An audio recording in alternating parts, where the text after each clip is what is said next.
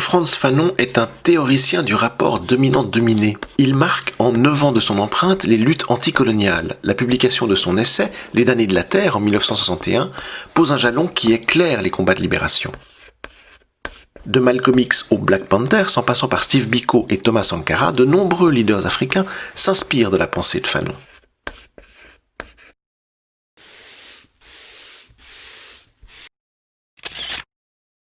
Frantz Fanon est d'origine antillaise. Il s'engage pendant la Deuxième Guerre mondiale pour la libération de la France. C'est là qu'il découvre le racisme latent. À la libération, il étudie la médecine. Devenu psychiatre à l'hôpital de Blida, en Algérie, il est confronté aux ravages du colonialisme dans les esprits. Embrassant la cause de l'indépendance de l'Algérie, il démissionne et milite au Front de Libération Nationale. La pensée de Fanon, proche du marxisme, théorise la nécessaire lutte pour les indépendances africaines.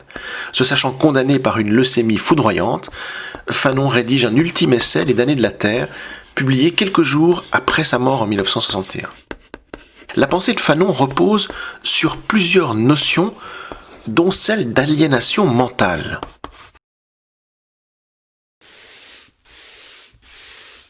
Nous allons reprendre cette notion d'aliénation mentale. Selon Fanon, le colonialisme est raciste. Le rôle civilisateur de la colonisation, mis en avant par les Européens, est nié.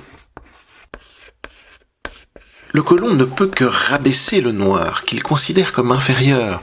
Il le déshumanise. Dès lors, le noir voit son esprit s'aliéner, se lier étroitement à l'idée qu'il est effectivement inférieur. Au final, selon Fanon, le noir intériorise et reproduit sa pseudo-infériorité. Il devient persuadé que l'homme blanc est naturellement supérieur. C'est la violence du colonialisme.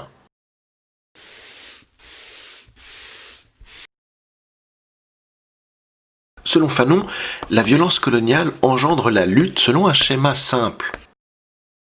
On voit cette violence coloniale qui génère une aliénation mentale, qui elle-même génère un combat. Le noir, selon Fanon, ne peut se libérer de son aliénation qu'en luttant. Jamais le colonisateur ne libérera son esclave.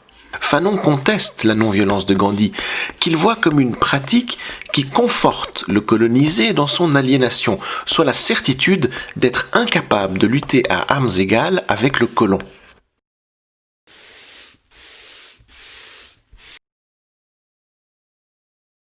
Fanon porte un regard critique sur les élites postcoloniales.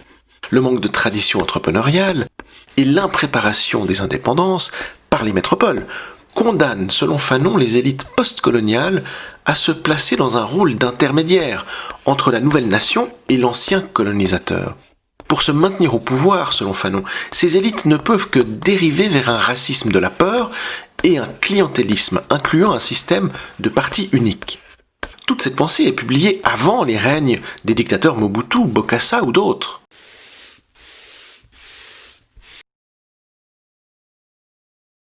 Censuré par la France, Fanon a abusivement été dépeint comme un apôtre de la violence.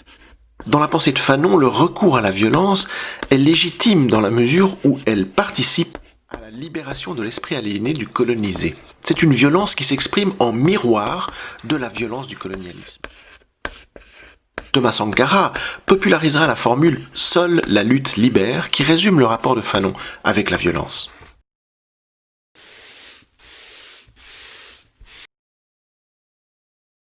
On retrouve chez Fanon des lignes directrices identiques à la théorie marxiste. Conscientiser les masses et lutter pour sa libération notamment. Fanon est un théoricien du tiers-monde qui se place dans le courant panafricaniste de Kwame Nkrumah. Une voie unificatrice de l'Afrique qui s'apparente à l'idée marxiste d'union de tous les prolétaires.